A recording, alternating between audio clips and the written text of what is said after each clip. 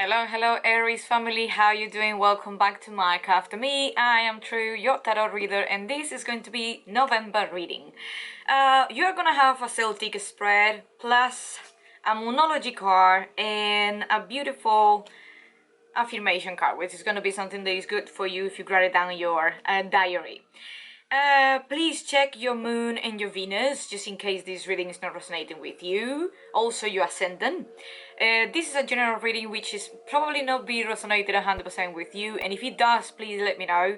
Share with your friends, give you a like. Another thing that I want to say, I'm really sorry if in October I've been quite absent. Just check on the corner of this video why I've been a little bit away. But anyway, now that I'm back, this is going to be November for you.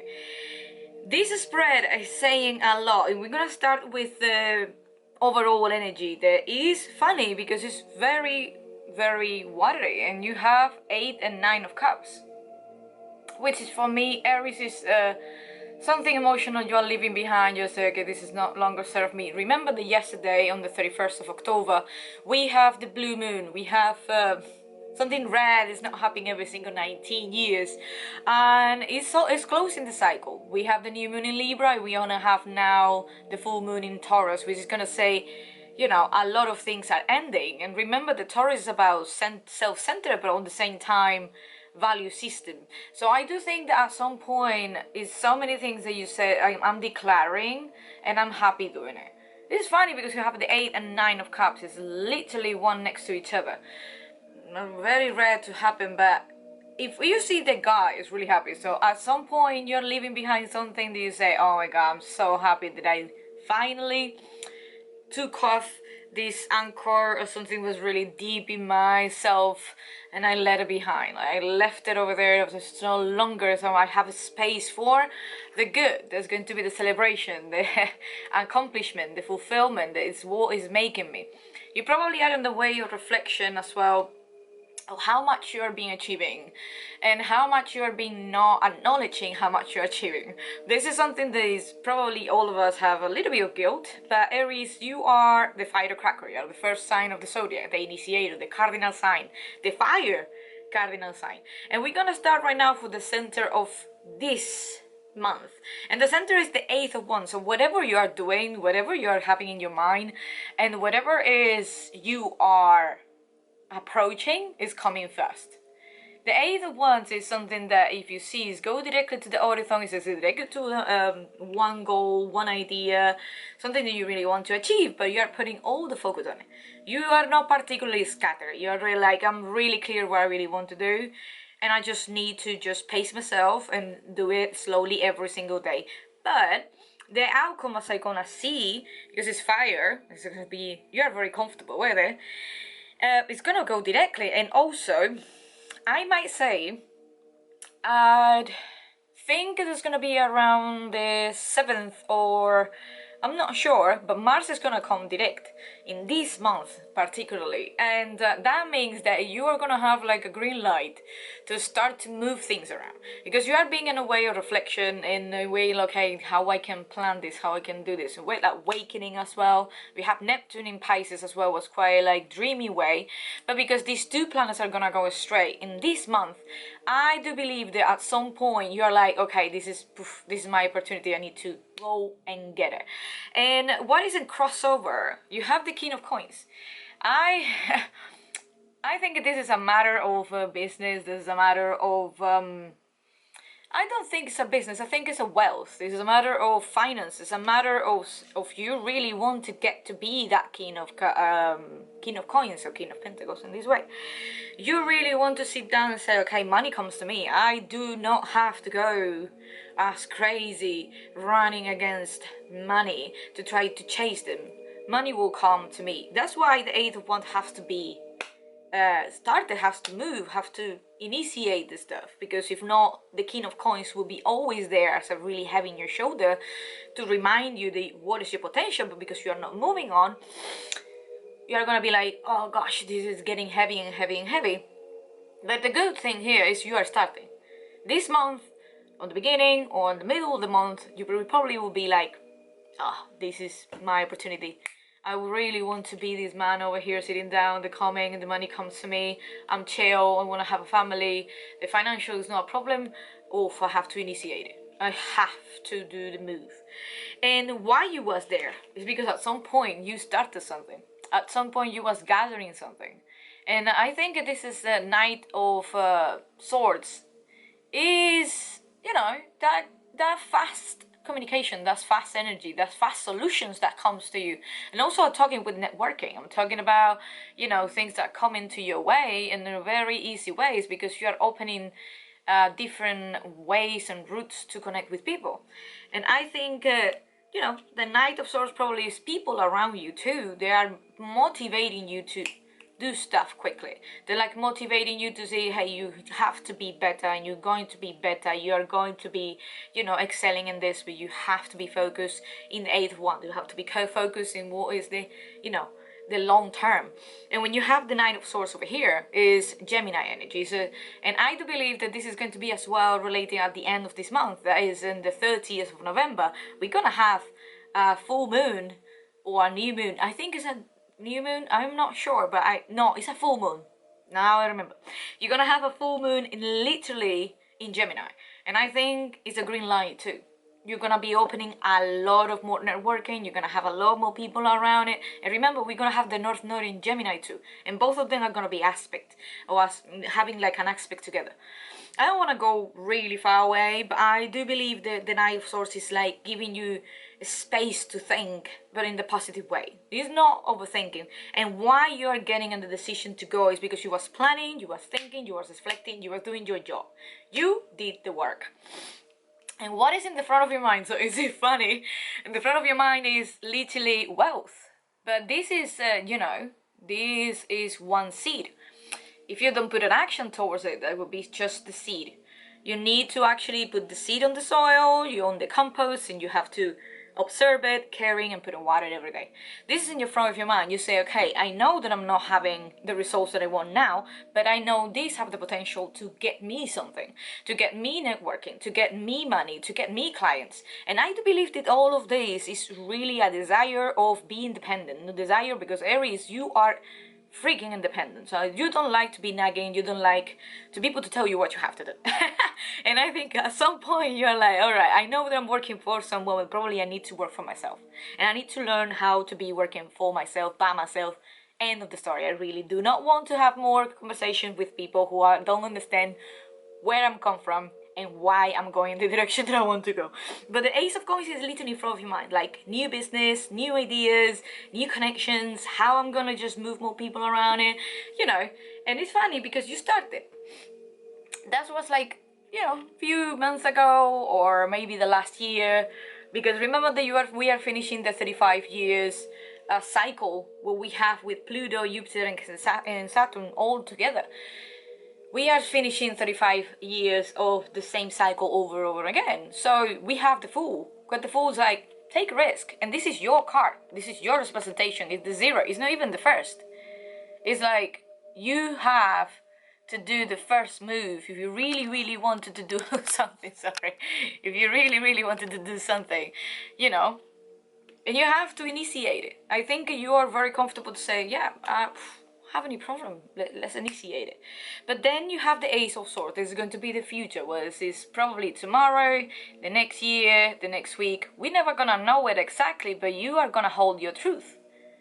And I think this full moon in Taurus is telling us a lot. The blue moon is telling us a lot. And I think you realize that you wasn't actually giving credit to your own voice.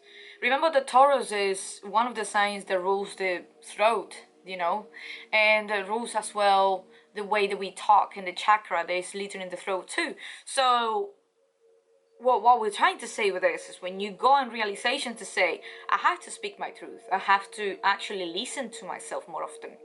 And you're gonna realize that the way to success, or the way to start something that you really, really wanted, is not spreading and talking with everybody, it's actually talking with yourself and holding tight.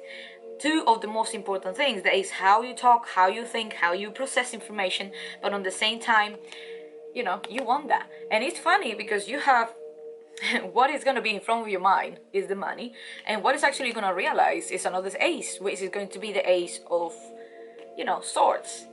All about symbolism is when you have a source, it's not actually slow, it's really fast. And that's why I think you're gonna be realizing so many things in the really fast movement. I don't think you're gonna lost or you're gonna waste time. I think you're gonna go really quickly to the point. And you're not gonna be like, oh yeah, you're not gonna be distracted. Because with Ace of Swords is there, it's like, hey, eureka, hooray, I do have an idea. This is mine. Oof, that's it. This is me. Ooh, I found it. It's kind of like that moment. You'll be digging. You find it and say, oh, this is mine. There's no one else.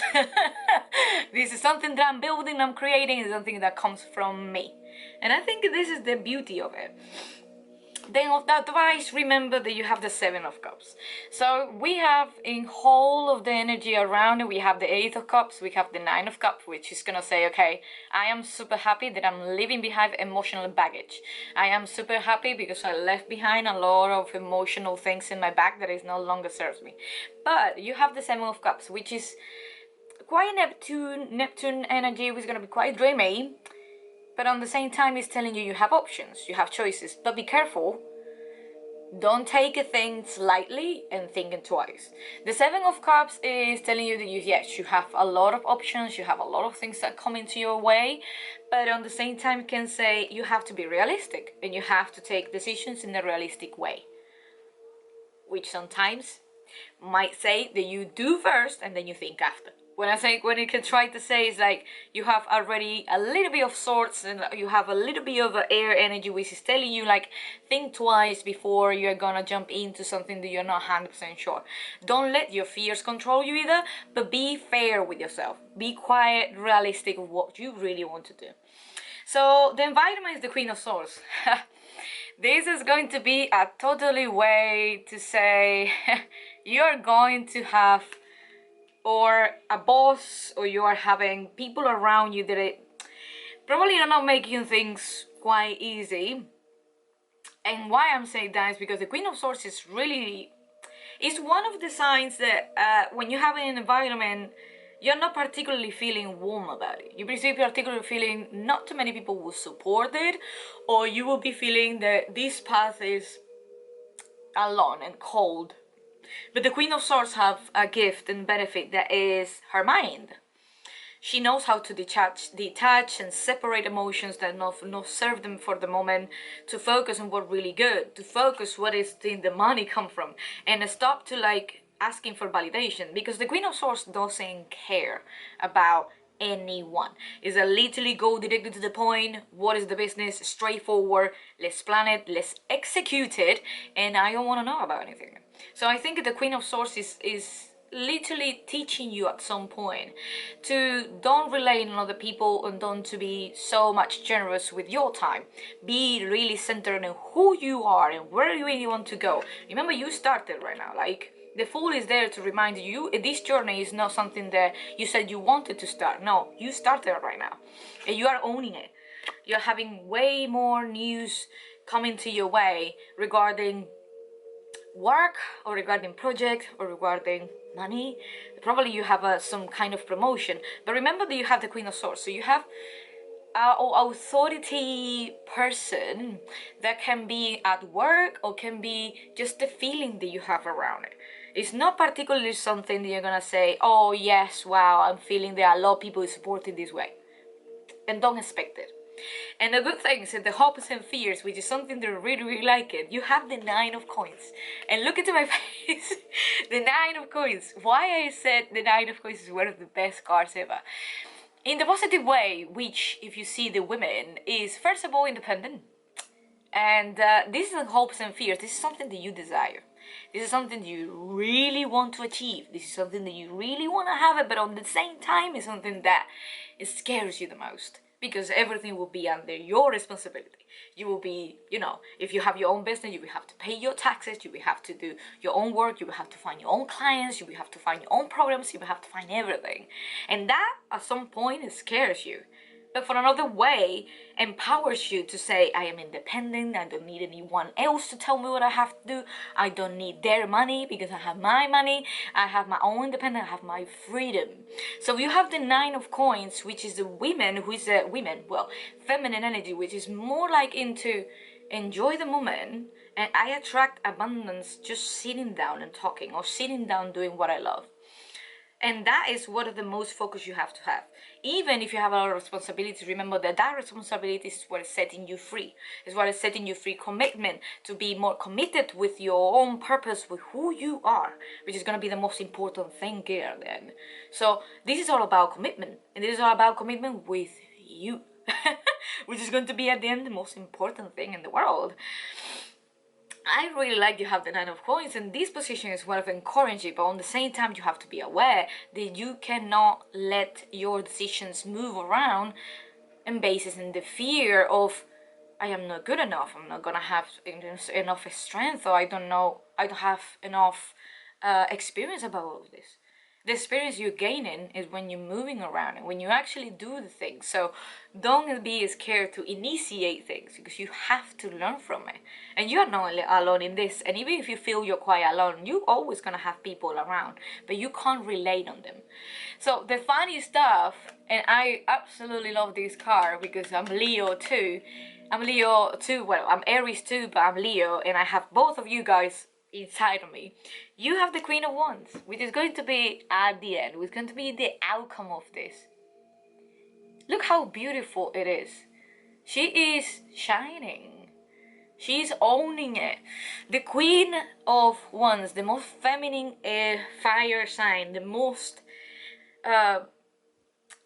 it's one of the things that you are going to own it. Aries family, let's be honest, sometimes your self-esteem is going low, and sometimes you don't feel you're good enough to do stuff, and you're like, okay, I just prefer to, to back away. I would prefer to not do things. But the Queen of Wands is literally your sign. It's going to be Aries, it's going to be Leo, and here I am. Then you have Sagittarius. It's going to be telling you that creativity, nourishment, support, help, everything that comes from the heart is totally fine. And I think the Queen of Wands at some point is there to tell you, shine and own your place in the throne.